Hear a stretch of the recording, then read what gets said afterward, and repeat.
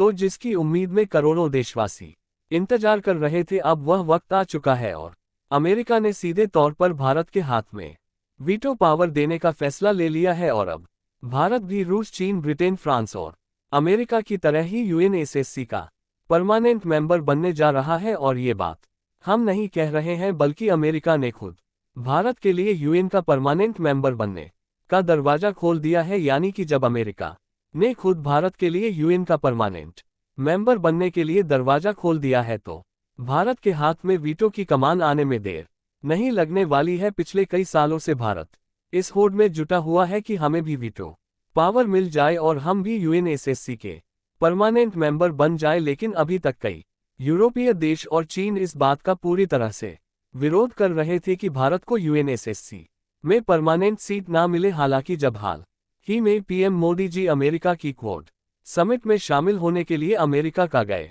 हुए हैं, तो सभी भारतीयों को इस बात की उम्मीद थी कि कुछ ना कुछ बड़ा खेला तो भारत जरूर करेगा। और कमाल की बात देखिए कि भारत के पीएम मोदी और फॉरेन मिनिस्टर एस जयशंकर जी अभी अमेरिका से भारत लौटे भी नहीं कि उसके पहले ही यह खबर सामने आ चुकी है कि US backs India for permanent UNSC seat and also Quad leaders echo similar sentiment. इस वीडियो में हम आपको यूएसएससी का मेंबर बनने और भारत को वीटो पावर मिलने से जुड़ी पूरी खबर आसान शब्दों में समझाएंगे और इस वीडियो में ये भी समझने का प्रयास करेंगे कि जो अमेरिका अभी तक खुद नहीं चाहता था कि भारत को यूनाइटेड नेशन का मेंबर बनाया जाए और वीटो पावर दी जाए, उस अमेरिका ने आखिरकार अपना फैसला क्यों बदल लिया। लेकिन आगे बढ़ने से पहले इस वीडियो को एक लाइक करके चैनल को सब्सक्राइब जरूर कर लीजिए, क्योंकि यह आपके लिए 1 सेकंड का काम है, लेकिन इससे हमारी काफी बड़ी मदद होती है। दरअसल इस समय भारत के पीएम मोदी और फॉरेन मिनिस्टर एस जयशंकर जी अमेरिका की 3 दिवसीय यात्रा पर है, जिसमें विभिन्न देशों के साथ भारत की कई सारी मीटिंग चल रही है। लेकिन मेनली जिस मीटिंग के लिए यानी कि क्वाड समिट में शामिल होने के लिए पीएम मोदी जी अमेरिका गए थे, इस समिट में होने वाली मीटिंग पूरी तरीके से कंप्लीट हो चुकी है। फिलहाल इसी बीच मीटिंग के दौरान कुछ ऐसी घटनाएं घटित हुई जिसने दुनिया भर के देश का ध्यान अपनी तरफ तो खींच ही लिया है, और कई देशों के बीच भारत के लिए वीटो पावर मिलने एंड यूएन में शामिल होने को लेकर बहस भी छिड़ गई है, जिसमें कुछ देश भारत के लिए इसे मौके की तरह देख रहे हैं और भारत के साथ हो रहे फैसलों से काफी ज्यादा खुश है। असल में देखा जाए तो पीएम मोदी की इस विजिट ने सभी देशों का ध्यान अपनी तरफ इसलिए खींच लिया क्योंकि यहां पर वीटो पावर को लेकर बहुत बड़ा मुद्दा खड़ा हो गया क्योंकि क्वाड समिट के दौरान हुई मीटिंग में अमेरिका ने भारत को सीधे तौर पर यूएनएसएससी यानी कि यूनाइटेड नेशन सिक्योरिटी काउंसिल का परमानेंट मेंबर बनने पर बड़ा फैसला लिया। अमेरिका ने इस बात पर जोर दिया कि भारत दुनिया की सबसे तेजी के साथ आगे बढ़ती हुई इकोनॉमी है और भारत दुनिया के सभी देशों के लिए काफी ज्यादा इंपॉर्टेंट है। और यह बात जानकर आपको भी हैरानी हो सकती है कि दुनिया भर में टोटल 195 देश हैं, जिनमें से 190 देश के साथ भारत का व्यापार होता है, यानी कि 190 ऐसे देश हैं जिन देशों में भारत के सामानों का एक्सपोर्ट होता है और वहां से हम लोग सामान खरीदते भी हैं। और ये जो 190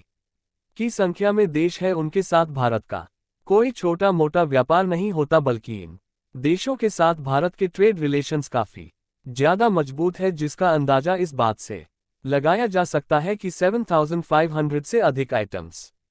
भारत के द्वारा इन देशों में एक्सपोर्ट किए जाते हैं। और अगर रिपोर्ट को देखा जाए तो 6,000 से अधिक आइटम्स हर साल हम लोग इन देशों से अपने देश में खरीद कर इंपोर्ट करते हैं। यहां तक कि भारत का अन्य देशों के साथ हर साल जो इंपोर्ट और एक्सपोर्ट होता है, उसकी वैल्यूएशन लगभग $1.6 ट्रिलियन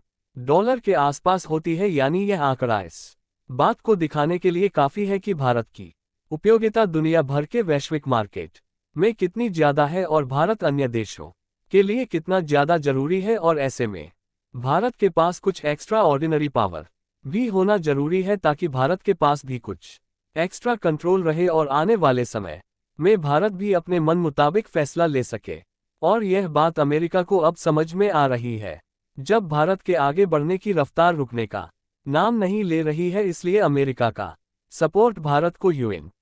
सिक्योरिटी काउंसिल का परमानेंट मेंबर बनाने की ओर देखा जा रहा है। और जब अमेरिका ने भारत के हित में ऐसी बात क्वाड समिट में सामने रखी तो ये बात दुनिया भर में फैलना शुरू हो गई कि अमेरिका भारत को यूनाइटेड का परमानेंट मेंबर बना रहा है ताकि भारत को भी वीटो पावर दी जा सके, जिसके कारण आज की डेट में दुनिया के पूरे देश में भारत को वीटो पावर मिलने पर बहस छिड़ी हुई है। और भारत को वीटो पावर मिलनी चाहिए या फिर नहीं, इसके लिए दुनिया के सभी देश दो गुटों में बंट चुके हैं। लेकिन यहां पर अमेरिका ने तो भारत को यूनाइटेड नेशन की परमानेंट सीट दिलाने पर फैसला लिया, लेकिन यूएस द्वारा कंट्रोल यूएन के परमानेंट सदस्यों को भी लेकर इसी बात की गहमागहमी है कि भारत को वीटो पावर देना सही है या फिर नहीं, क्योंकि यूनाइटेड नेशन के पांचों परमानेंट मेंबर में से रूस और जापान का सपोर्ट था कि भारत को परमानेंट सीट मिल जाए, और बाकी के चीन और फ्रांस बीच में टांगे खींचने की कोशिश कर रहे थे कि भारत